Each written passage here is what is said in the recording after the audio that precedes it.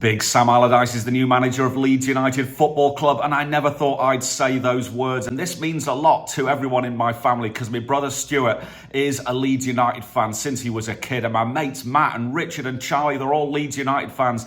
But the question on everyone's lips, can Leeds United remain in the Premier League, or is this massive club doomed to relegation? Listen to this video and find out. Now, me and Big Sam Allardyce go back a very long way. In fact, all the way back to the 18th of October 1975. I'm 7 years old. Big Sam is 21 years old, and I turn up to Burnham Park with my dad to watch me first ever Bolton game against Notts County. And there, in the centre-back position, alongside Paul Jones, is Big Sam Allardyce. But what I want to say is that Big Sam, back in the day, was a really good footballer. Him and Paul Jones were described by Don Revie, the England manager, as the best centre-back partnership in the game. Now, Big Sam was all about the crunching challenge. He was an old school player. He was good in the air. He scored goals with his head.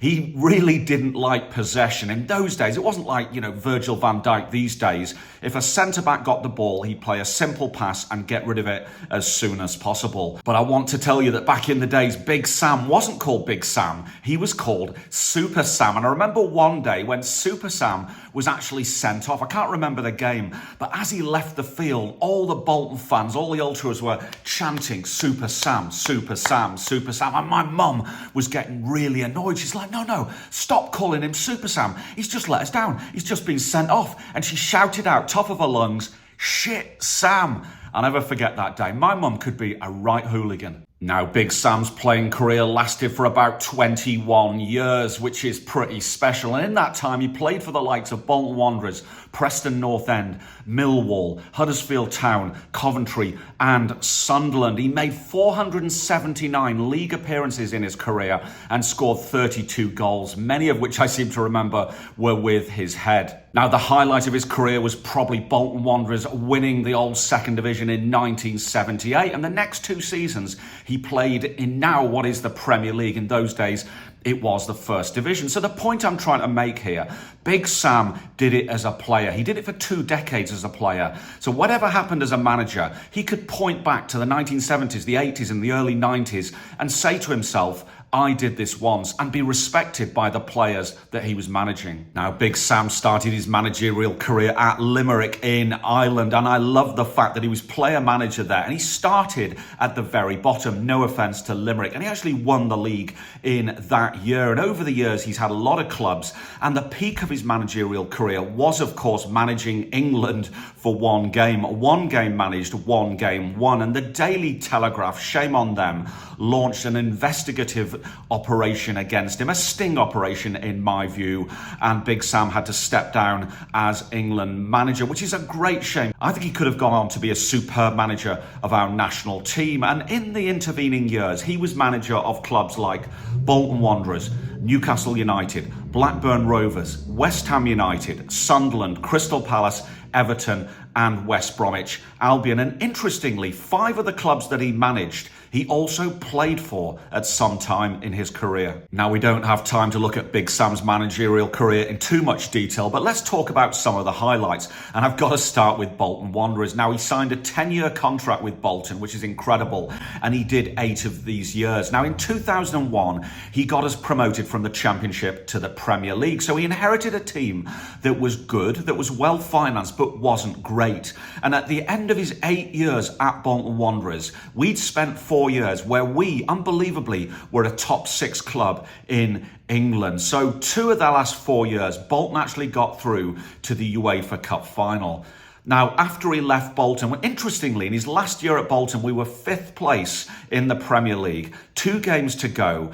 And Big Sam criticised the club for not having enough ambition. He felt that the club didn't want us to get to the Champions League. But isn't that amazing to think back? At one point a few years ago, Bolton nearly got to the Champions League. Other career highlights. West Ham United, he got them promoted from the Championship to the Premier League back in 2012. And he spent a few years there. And West Ham fans speak about him on the whole in positive terms. Big Sam went to Sunderland and he saved them from relegation. Everton, he actually left Everton in 8th place in the Premier League. Now think about that for a minute. Wouldn't Everton fans want that these days? But at the time, a lot of Everton fans were criticising Big Sam for the style of football that he played. In fact, it's interesting that the only club that Sam has ever been relegated with from the Premier League is West Bromwich Albion. Now, Big Sam was often criticised for being a long ball merchant. Well, if you're saying that, then give your head a wobble. You're either a bitter ex-manager like Arsene Wenger, or you're someone who doesn't understand the game of football. Now, Big Sam put a lot into set pieces and the organisation of the team. And admittedly, sometimes, let's say Bolton are playing against Arsenal with a much more expensive squad coming up to the Reebok, which, by the way, back in the day was always 3 points to Bolton.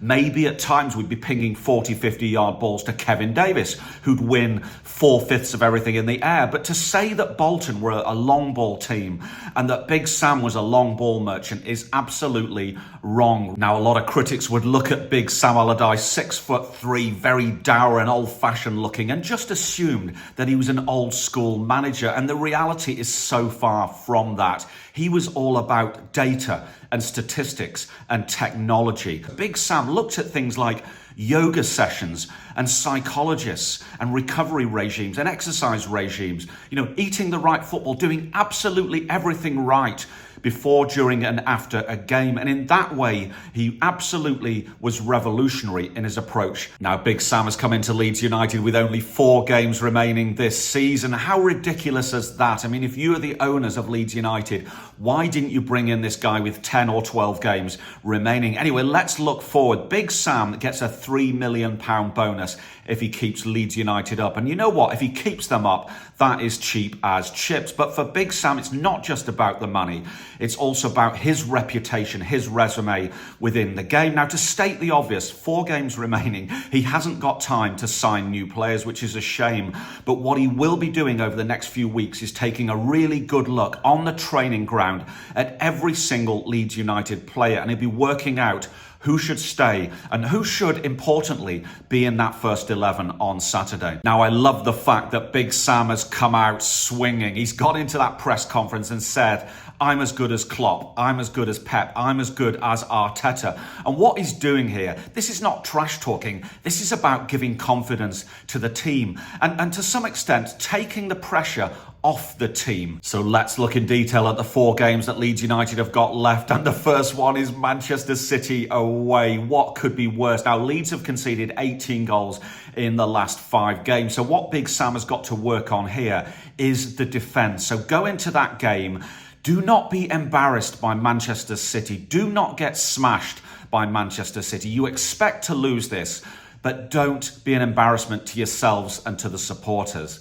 Then you've got Newcastle United at home, which is a really difficult game against a team who are absolutely on form. But I tell you what, a point is possible there. Newcastle United have been brilliant recently, but they've drawn a lot of games this season. And going to Ellen Road, they will not enjoy that. Then you've got West Ham United away. This is a team that Big Sam used to manage, so he knows a lot about that club. And this is another game where 1 point is possible. Of course, West Ham expect to win this, but Leeds United are going to make that very, very hard. And going into the last game of the season, Tottenham Hotspur at home. And I tell you exactly what's going to happen in game week 38. There's going to be 3 teams in the relegation zone, one of which is Leeds United, who could stay up on the very last day. So this is absolutely crucial. This is the crunch game. Leeds have to beat Spurs on the last game of the season and get a point or 2 elsewhere. But let's look at the other clubs. Leicester City have got Fulham away, Liverpool at home, Newcastle away, and West Ham at home. And I predict that Leicester City, based upon how they've been playing recently, and at times I've seen goals, I've seen flair, Leicester City are going to stay up. Nottingham Forest have got Southampton at home, Chelsea away, Arsenal at home, and Crystal Palace away. And it's all about Nottingham Forest against Southampton. It's really all about that game that happens this weekend. But I predict Forest are going to go right down to the wire along with Leeds United. And Everton, Brighton away, Man City at home, Wolves away, and Bournemouth at home. Everton are also going to go right down to the wire. And I'm assuming for the sake of this video that Southampton are down. So to answer my question, will Leeds United stay up this season? I'm afraid the answer is No, I think it's going to go to game week 38. It's going to be all about the last game against Spurs, but I think Leeds will just miss out. I'm sorry, Uncle Stuart.